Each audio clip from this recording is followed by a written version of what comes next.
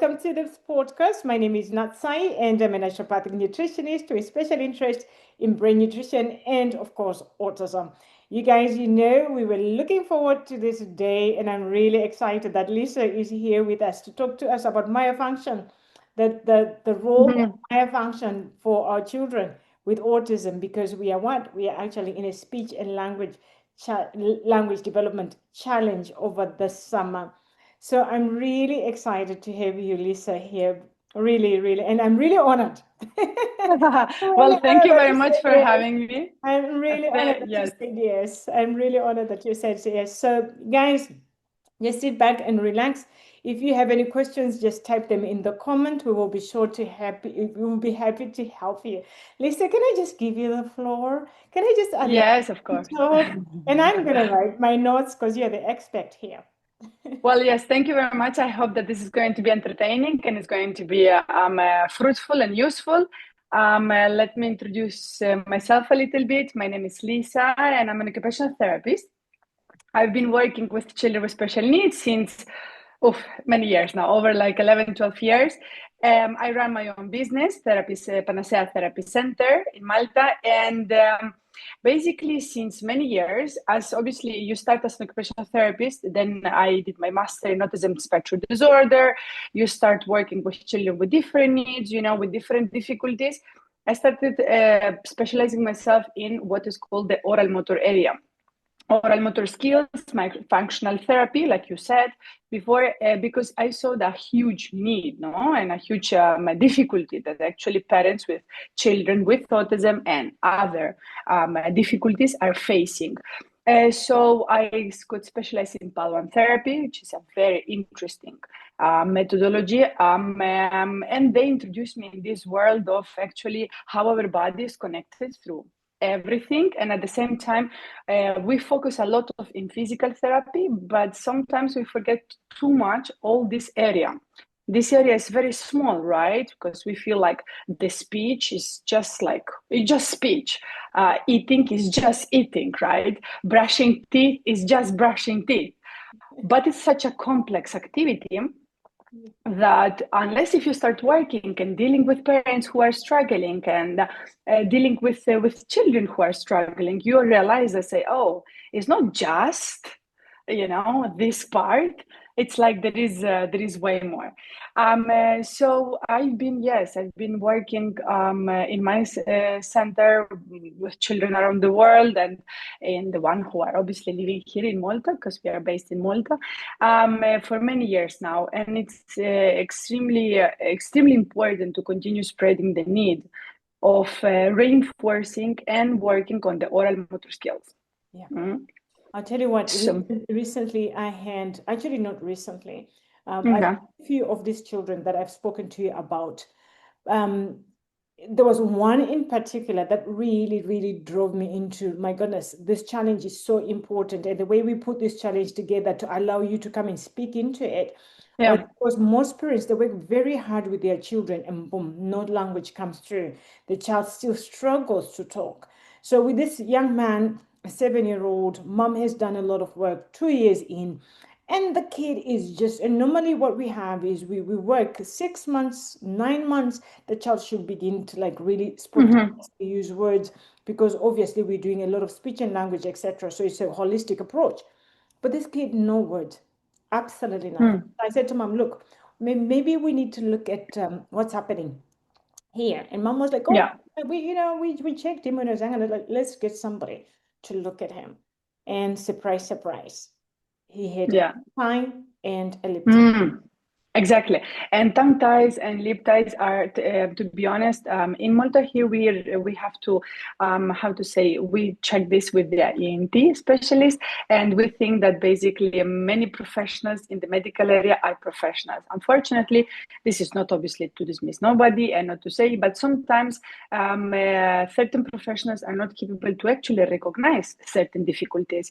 And even some speech therapists, like what I like to do, and I like to work, it's to work, like you said before, in a multidisciplinary team and in a holistic approach where actually everybody can jump in, and maybe some of the therapists can notice something, and it's great to work with the parents so closely. And here, for example, we had also a couple of situations where we had to refer to ANT and say, listen, check, please, double check, because there is a tongue tie for sure. But still, it's something like the parents will be like, no, but you think that just because of that we will have speech difficulties, you know. But definitely, and I always said my courses, and I also do some webinars in my YouTube channel and everything, I always say that oral motor skills is such a small area that we consider that it's almost nothing to be able to move the tongue side to side. But if you think about our functionality, what is, in order for me to talk, what I require is to have a really good jaw alignment, really good tongue literalization, meaning that I can move my tongue side to side, I can put my tongue out and in, right? I can control my saliva. Really and truly, it's not a complex activity, but for children who might have jaw difficulty, who might have coordination issues, who might have tongue tie or lip tie, it's a huge situation. And this is where maybe a small intervention, like just correcting something of this, can change completely the therapy, the life of the child, and obviously everything else, no? Yes, yes. And So, yeah. it's just a shame that a lot of people, we don't have a lot of you guys who are, Uh-huh. who are so visible. And it takes people like me who are working with children with autism to say, hey, there is a problem. Like you're saying, it's being missed. Because for most of our children with autism, I think you know this, and I've spoke to you about this. Once they get that diagnosis of autism, Mhm. your child is not talking, it's autism. But Yeah. nobody's saying what's happening with the mouth. Exactly, exactly, exactly. Nobody's asking that question. Yeah. Yes, and I will say like it is true. Now I think more and more therapists are a little bit open to words with others, but everybody I feel like always keep their business. Like you say, there are not so many of us out there talking, guiding parents, and so on, and trying to maybe I have sometimes I receive emails just with some tips because they saw my video or whatever. They want to know where I bought the whistle or where I'm using these materials, whatever. I always try to maximize my time answering to everybody, etc. Because I said like maybe I can help a parent from I don't know, another country. Why not? It is fine, because everybody at the end of the end, we are facing a child with special needs. We have to find a solution for as much as possible for what we are facing, and we have to have therapists who wants to work, who wants to help, etc. But definitely, I will say that this area, I think it will get better, with the time. But it's extremely important to continue pushing. And like you're saying, thanks to therapists like yourself, who are okay, we are working with the child. We see that this is a difficulty, not just because we put the autism as a label. It's mean that it's enough. Here the diagnosis is very fast. Sometimes it's like you will have a consultation of 1 hour and a half, etc. In the paper we will write autism level 2. That's it, you go home. But those parents who go home, they are like, okay, so this is we have on the paper, fine, now what we do, how we go about it, what shall we do? But there is no like listen, you should go for this therapist, you should try this therapy, you need to go there. I think it's getting better. I don't want to obviously put any bad words, but it's true that it's still a long way. It's a long way. It is still a long Yeah. way. And unfortunately, your work is very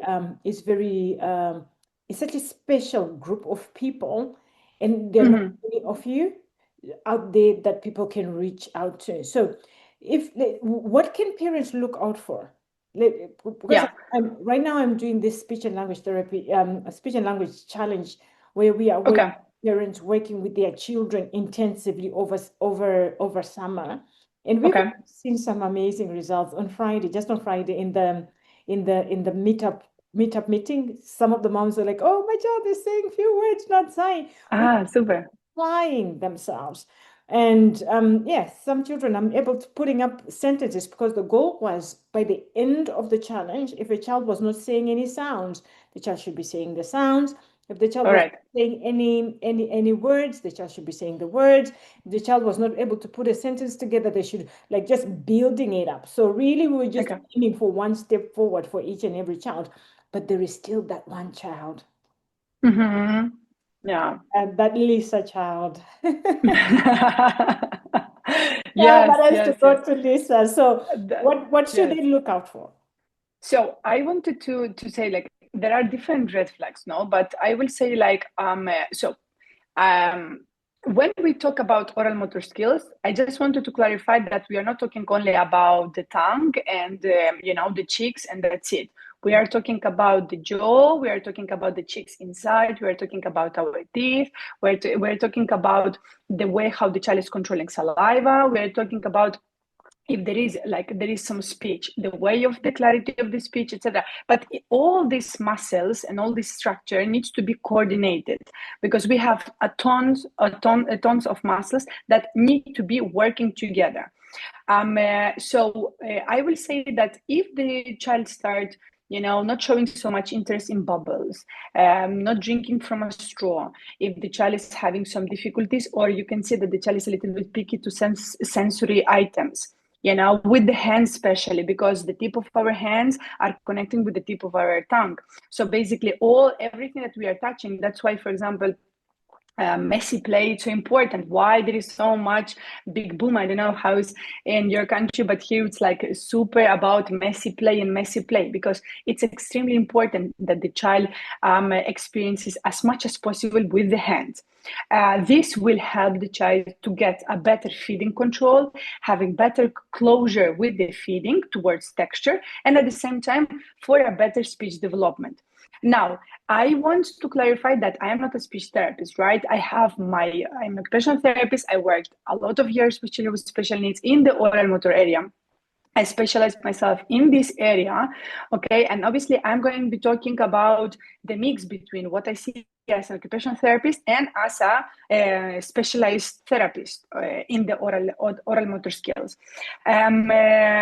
So this is not so much about how we can improve the clarity and the articulation of the speech, but it is interfering because if my child is not capable to swallow properly the saliva, if my child doesn't know how to blow a whistle, which is something basic, or the candles, or the bubbles, we will not be able to actually pronounce the letter ma, pa, ba. In order for us to talk, we need to control our breathing. In fact, in my courses and whenever I do the consultations or whatever, I always say like, how is your child breathing? Does your child know how to use a whistle? Any basic whistle, doesn't have to be any particular, no. And sometimes the parents will go home and say like, oh, I never noticed my child doesn't really know how to blow a whistle, doesn't know how to blow the nose. For example, blowing a nose, it's extremely new, as if it's like a new I don't know how to say, not characteristic, but new skill, when actually it's something basic. But a lot of children with autism don't know how to blow the nose. They don't know how to coordinate the air intake through the nose and then through the mouth and coordinate all of that. So, for example, in our therapy, what I do is I stimulate the nose, detached from the mouth, and then vice versa. So we work on this coordination.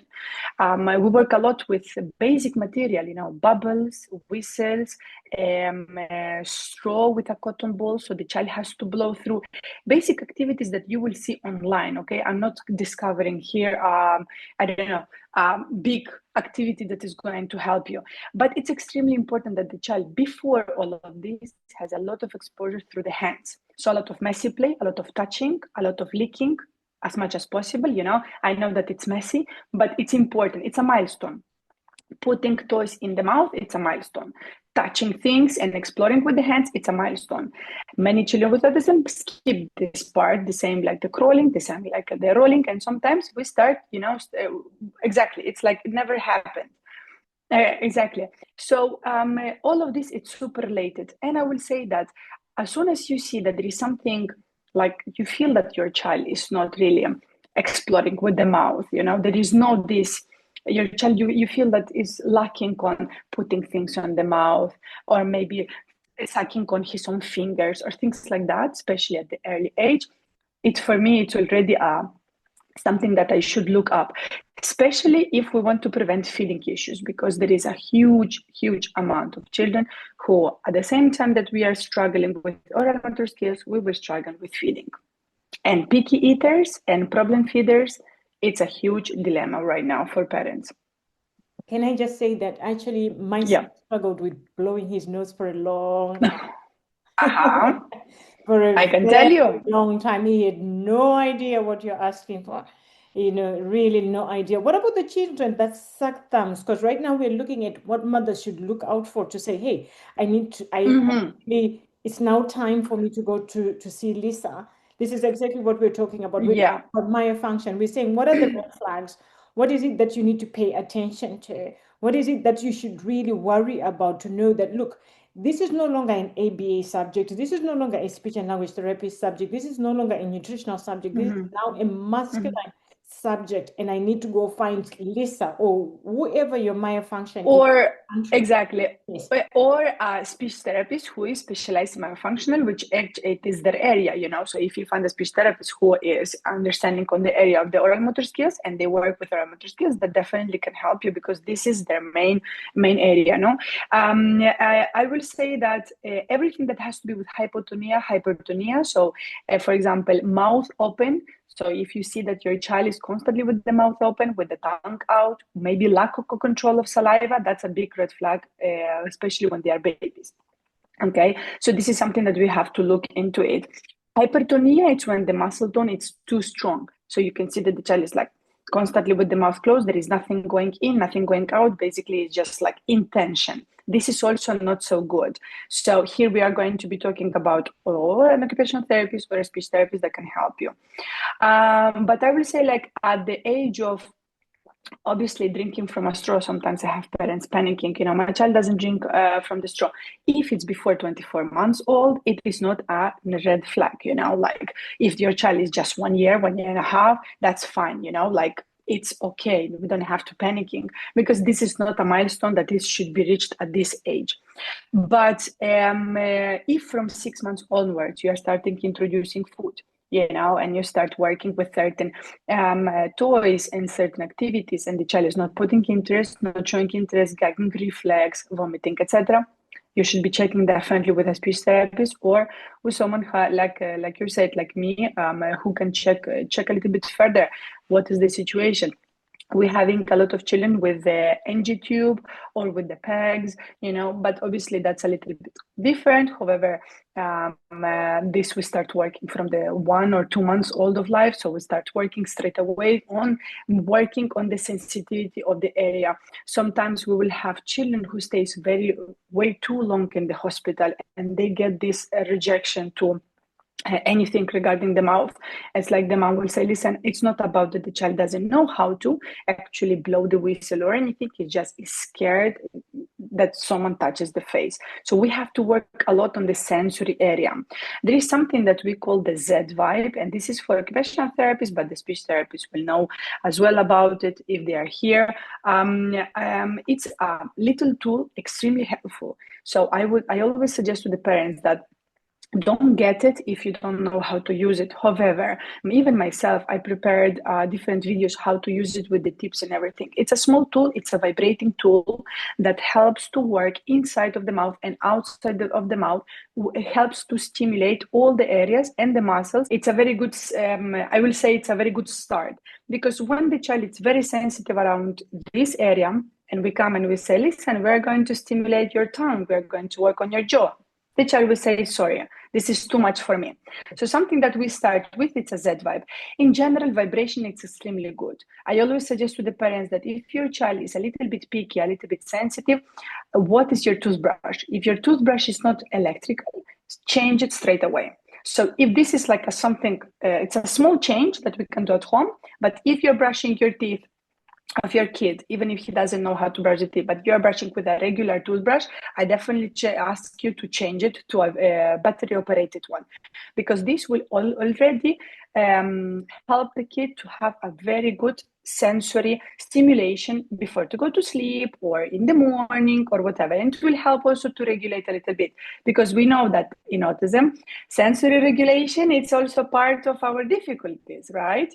Yeah, and I And must sensory admit processing. that the electric toothbrush is a good thing, beautiful souls. If you're listening to this and your child is not using an electric toothbrush, maybe just invest in one.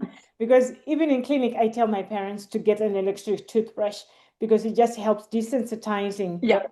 that area. And it did well with my child because my child was a massive sensory baby, overstimulated, oversensitive. So even brushing his teeth, it took us a long time to get him to brush his teeth. But now Okay. he's quite good. He's quite good. So Okay. he brushes his teeth beautifully. Yeah. Super. Super. Yes, definitely. I always say, like, we had different children with oral motor difficulties, and like I told you, there is always this situation where I find there is a link with feeding as well.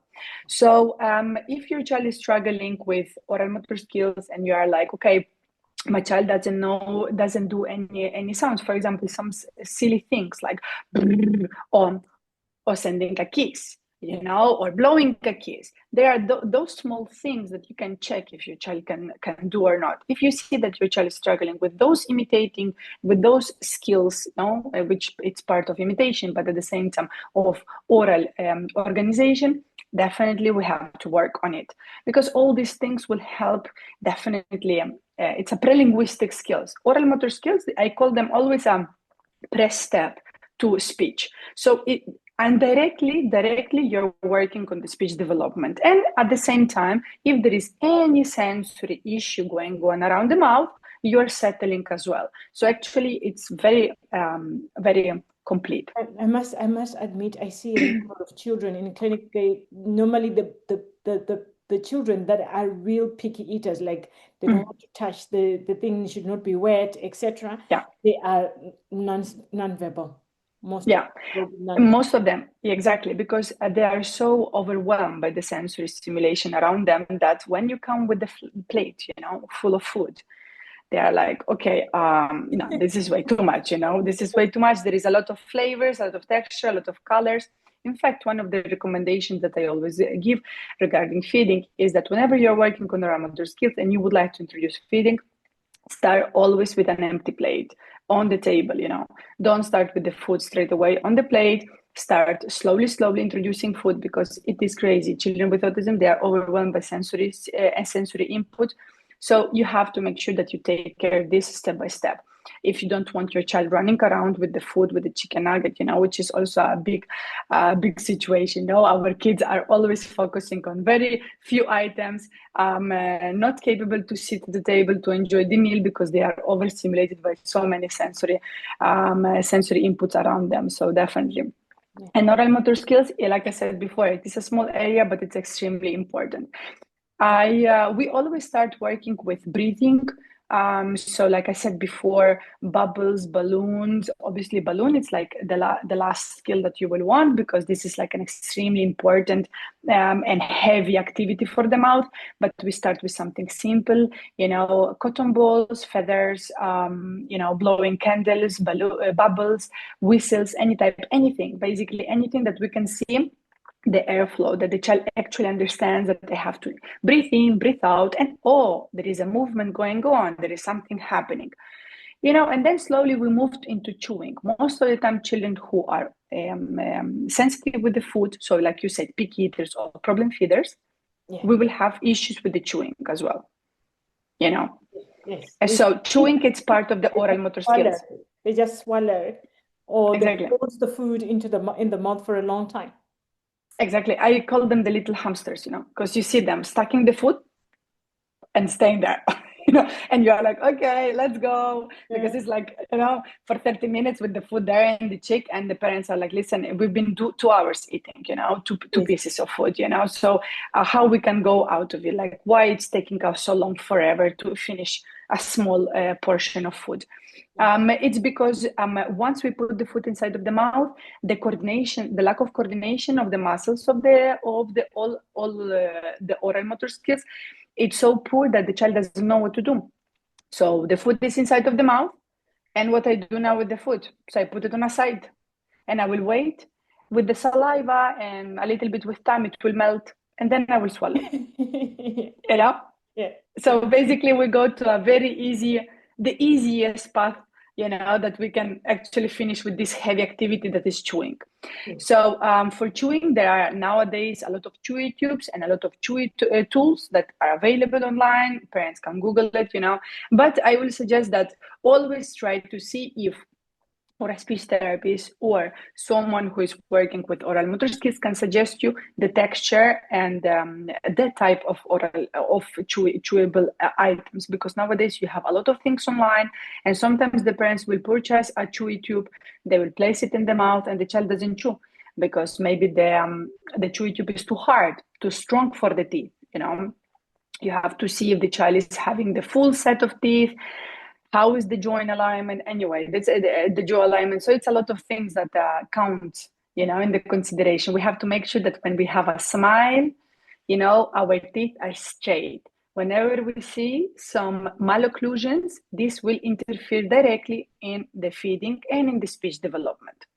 So if your child is struggling with malocclusions, meaning a little bit the jaw aside, maybe prompt too much forward, we have to check with our dentist, and we have to check with our dentist and speech therapist to see how we can arrange this, because this is going to interfere in the articulation of the sounds, and it will interfere in the way how we are masticating, how we are breaking the food inside of our mouth. Did you So know? there are Did you know? I'm like, I'm gonna have to listen to this video again myself. no. I honestly, I'm just like, that's exactly what we need to be hearing, because we have most of our children. They really like today. I had master's class on sensory processing, and the Okay. subject of chewing is a big one. Really, really, really a big one. Most children just one, they don't know how to chew. They've Yeah, like, exactly. yeah, they don't know how to chew. And there's also now an element of anxiety associated with putting something in the mouth because it requires an activity that the child is not aware of. Exactly, definitely. I completely agree with you. The amount of children who are just maybe nowadays also we have a lot of busy moms, busy days, busy dads as well, busy life, I will say. So everything maybe it's a little bit, the food is a little bit more mashed, more, more fast cook, more fast food, whatever.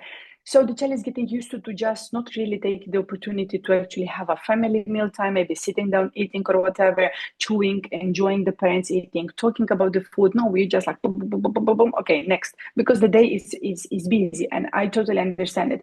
But something so simple as chewing, it's becoming like really a difficulty for many, many, many families.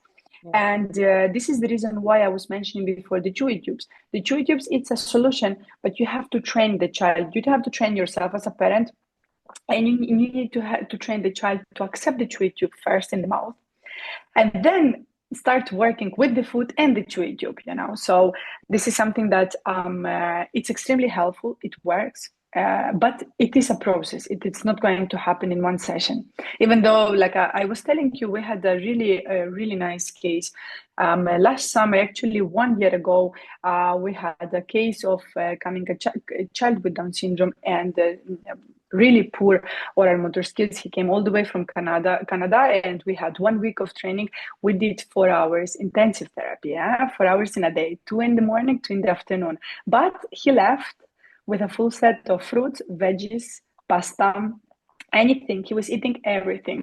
But it was an intensive therapy, okay? I don't say no. Poor kid, we worked a lot. The parents worked a lot. He was fed up of the food, but we managed. However, it was like, it was the timing, it was what it was. The parents could stay just 1 week, here. So we worked maximum. And we managed really good results. And now the child is eating and the parents are extremely happy. We still have difficulties that we have to arrange. Obviously, Canada, Malta, it's a very long way. So we are doing online lessons, etc. But you have really good successful stories. I had a child of 7 years old with autism, never never chewed. The parents came and said, like, listen, it's a lost case because we are only eating purees. He's like 7 years old. We are going to birthday parties or whatever. It's like not a chicken nugget, nothing, like not even chips or crisps, anything. So even junk food, like nothing, like, not like healthy, absolutely nothing. Just maybe soft bread and some yogurt, and really, really basically that was the diet. Now the child eats everything, lasagna, it's any type of dish, we manage. It took us 1 year and a little bit. Now he's discharged. I don't see him anymore. So I'm extremely pleased with this case, but I cannot say neither that this is every case that is happening like that. Some children takes longer, some children takes, less time. Some children don't have difficulties with the food, but it's just the chewing. In this case, I think it was a mix between having that fear towards chewable food, like a piece of meat and pasta, and maybe sandwiches and stuff. And also the lack of knowledge, like what I do with the food inside of my mouth. Once he got the trick of, okay, so this is chewing, this is what I have to do with my teeth. This is how my tongue works. This is actually how I need to manipulate the food inside of the mouth. The child started eating. So I think it was a great combination between activities and the tools and a good timing as well, Yes, yes. But obviously every child is different. Yeah, I had one who anyway, I have picky eaters all the time. It is my specialty anyway. But there are Yes. some children that I have to refer to you, unfortunately, because Yeah. I just can't have a breakthrough. But you're right. Like for example, I've got few kids that we start off on a syringe. They're literally taking food, soups via a syringe because they just Okay. don't eat anything. All right. They've done, they've done, feeding therapy, etc. The kid is just not doing anything. And one kid that is coming to mind, who I'm actually working with right now, that I'm just thinking this conversation that you're having is, mom is going to be just like Natsai. This is exactly what I needed to hear. Yeah. Sometimes it takes time, but equally Mm-hmm. needs to put in the tools, because I think this is where the parents miss it. Because if it's a muscular subject, while we can support the brain, which is what I do, I specialize in brain nutrition, Mm-hmm. brain, support the mitochondria, give the brain the energy, give the child the muscle strength, fuel the body with ATP, etc., right? But sometimes you must then come in and do the practical things, which is what you're saying. Exactly. To say we need to bring in the tools, and I love what you've just said, and I know sometimes my parents don't don't like it when I say it. Sometimes you've got to be intensive, you know. Um, Yeah, yes. consistency effect is effective. Consistency in Yes. and and sticking with that and not giving up. Yep. It's extremely important. Sometimes the parents prefer not to stay inside of the session. I'm honest, I know that it's not for everybody. Sometimes they are very sensitive to the activity, or maybe very sensitive to the child, the fact that the child maybe will be a little bit complaining, not really wanted to eat, maybe, or not wanting to collaborate in the activity. But we have to continue working. If we show the child that, okay, we're going to stop halfway the session because you are not feeling like you're going to eat. The next time that I'm going to see you, we're going to display this behavior 15 minutes after the starting of the session. The next time, 5 minutes after. The next time, we will not have absolutely nothing to work with because we will have this behavior. Children are extremely good at manipulating. I don't want to sound harsh, but it is true. We are all human beings. We imitate. We know what we like, what we dislike, and we know how to behave when we don't like something. Children are exactly the same, independently with autism, not autism. That doesn't matter the condition. So I do say that I know that sometimes it looks a little bit harsh. I know that it's difficult and it's tough to come every week and to continue doing the session and continue working at home, etc. But it's extremely important. Is the key. Otherwise, we will not have results. Believe me, there is no way. After so many years in this field, there is no other way. There is no magic. Some parents, they do refer to me like, oh my goodness, thank you because you did this. I said, I didn't do nothing. I think it was just a great timing, good structure, and maybe a good tool for what your child needs. That's it, but good timing. And a little bit of repetition and consistency in behavior and the relation between the therapist and the client. Sometimes the therapist doesn't click with the kid. And this is the reason why there is a friction, and maybe the child doesn't really feel like he has to work. So I said, like, it's a mix of everything, but definitely consistency is super, super important. And repetition, repetition is the key. I will not get a bike or a toothbrush and I will start brushing my teeth from nowhere. I'm pretty sure that when I was little, I tried it many, many, many times till you succeed, and now you are capable to actually brush your teeth properly, or ride a bike, or do any skill, So I think that the key takeaway to this subject is repetition, and Yeah. about neuroplasticity. The brain responds to repetition. It Yeah. really, really does. You cannot do it on Monday and then No, forget about it and then you do it again on Thursday. The kid is exactly. going to be saying, okay, that's it. So, for example, we're talking about, we've mixed two subjects here, but I think it's the same subject that we're trying to say. We're trying to exercise these muscles right here. We're trying Yeah. to make sure that the child is moving the tongue the way it's supposed to move, the jaw is aligned the way it's supposed to align, the Yeah. muscles are moving when they're supposed to move. But for Yeah. that rhythm to happen, we must train the brain, we Yes. must train the mouth, and that means for the child to be able to do it tomorrow after Lisa Yeah. says bye, you must do it again and again and again Yes. and again and I- again. In fact, I have a lot of parents who tell me, okay, Lisa, shall I do it every day, 2 times in a day, 15, 20 minutes? Tell me, give me a guidance. I always say, like, it's not like I'm telling you that you have to be doing that every 5 minutes, but definitely if there is like 5 minutes that you can dedicate for oral motor skills, you don't need a lot. If you work a little bit on blowing skills, some chewing, some vibration or muscles exercises, like I said, I am going to, you have, or I will send you the link to my YouTube video. I have a couple of videos prepared already for parents, completely for free to use them. Exactly. If they need any type of resources, they can always or email me or email you. I can send it to you, forward, doesn't matter. Totally fine by me.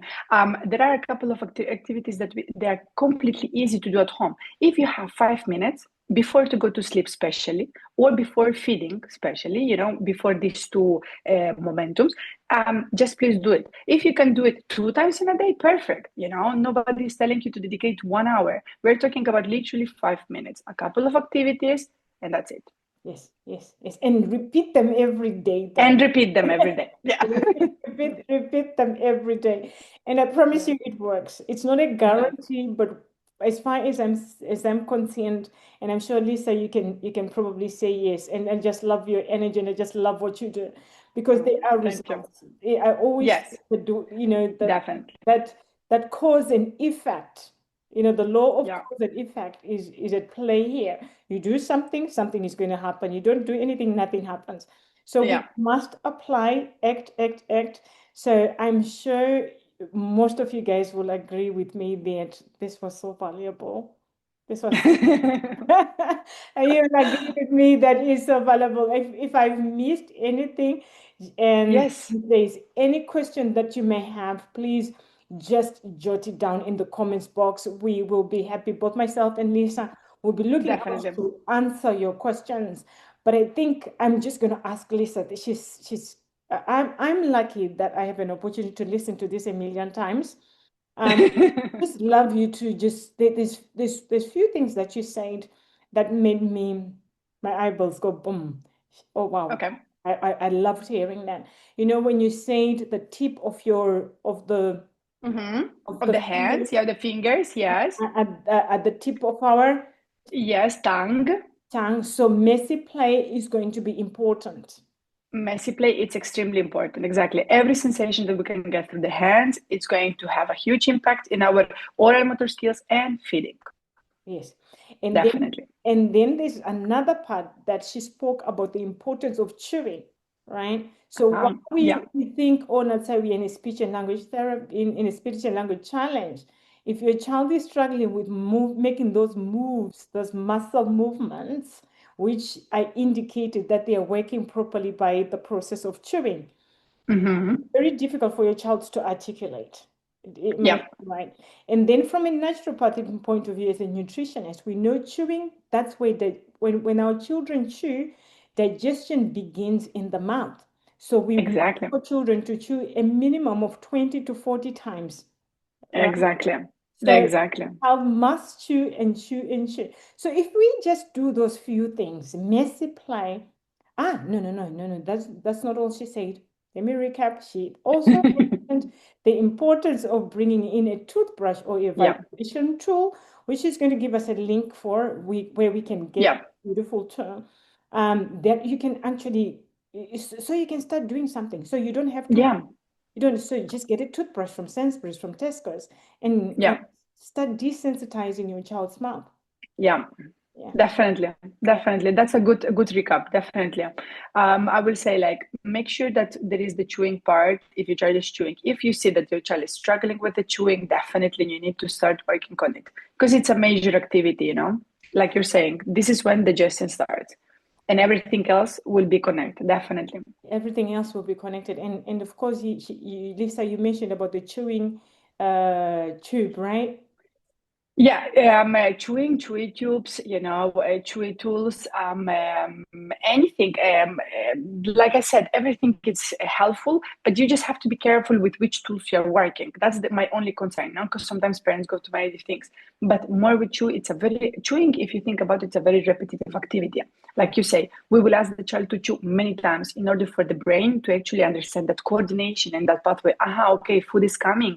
Okay, we have to triturate the food, we have to swallow and restart the process. This is actually how feeding happens. And the fact that we have this correct flow of movement, it means that the coordination part as well is working good. Yeah. If we have a good coordination of the muscles, better for the articulation, better for the feeding, etc. Yeah. Yes. It's oh my goodness, I've just loved this conversation. Yes, I thank just you. love this conversation. So now I need to redirect you guys. Lisa is going to give me all it, well, I've got access to her details. Yes. I'm leaving them all down below for you so you can access her courses because obviously, you know, I will refer the clients that I think they need to go to Lisa. But this in this challenge, our main focus was for us to look at what is possibly in the way, Mhm. right? What is happening? Why is my child not talking like the other children? And if you have been working with me for a long time and speech is still an issue, is it possible? We're asking that question. No. It's possible. There is something to do with the mouth. There's a muscle that is not coordinating with the other muscles Yeah. properly. My child is probably not moving their tongue properly. So Lisa has got beautiful videos on her YouTube. Go binge like I Hmm. binged when I first found her videos. I practically just binged, and my son does hair exercises as well. That you guys, you know my son's story. Once upon a time, Hmm. my son was severely autistic, severe with 154 points on 18, and now he's a fine young man, and he is working with us in this speech and language challenge as well because he needs to expand his language. But equally, he was one that did not move his tongue. Secondly, he was low tone, so I don't think Hmm. he knew he was talking. He had Hmm. no idea what talking is. And thirdly, he never chewed. He never chewed. He used to just swallow.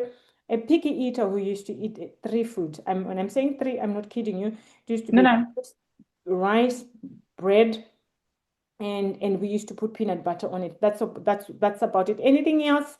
No. And it should not be messy.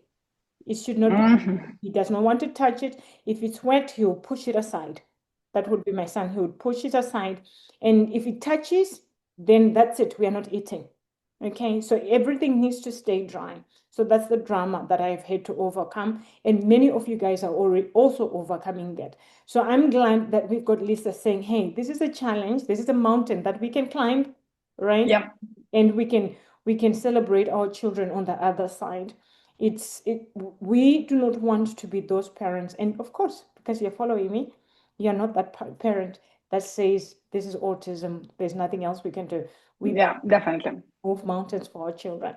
Okay, Lisa, Yeah. anything else? Did I miss anything else? No, no, no. You said perfectly, and you just described like the 95% of our clients, you know. So I am sure that I am, how to say, I'm very much agree with you with everything that you said, Mm. and definitely I'm here available for you guys, and you are doing also a fantastic job. So I'm very happy that we could connect, you Yes, know, and yes, that we are here just helping and yes. spreading the world. That's good. Yes, and we're going to see Lisa again, by the way. Next time we'll be specifically talking about picky eaters. So the challenge, Oh, super. feeding our babies is going to be coming up soon. So look out for that. If your child is a picky eater, your child is still eating two or three foods, you guys, you actually know the storyline is a brain that does not eat, is a brain that is degenerating. So the brain Mm. must eat it. A hungry tummy is a hungry brain. Simple. So again, the next challenge is let's feed our children. So if you want to know about that challenge, just let me know. Just say picky eater, and I'll be happy to send you the invite. And I will be so happy to get Lisa on board because Yes. Well,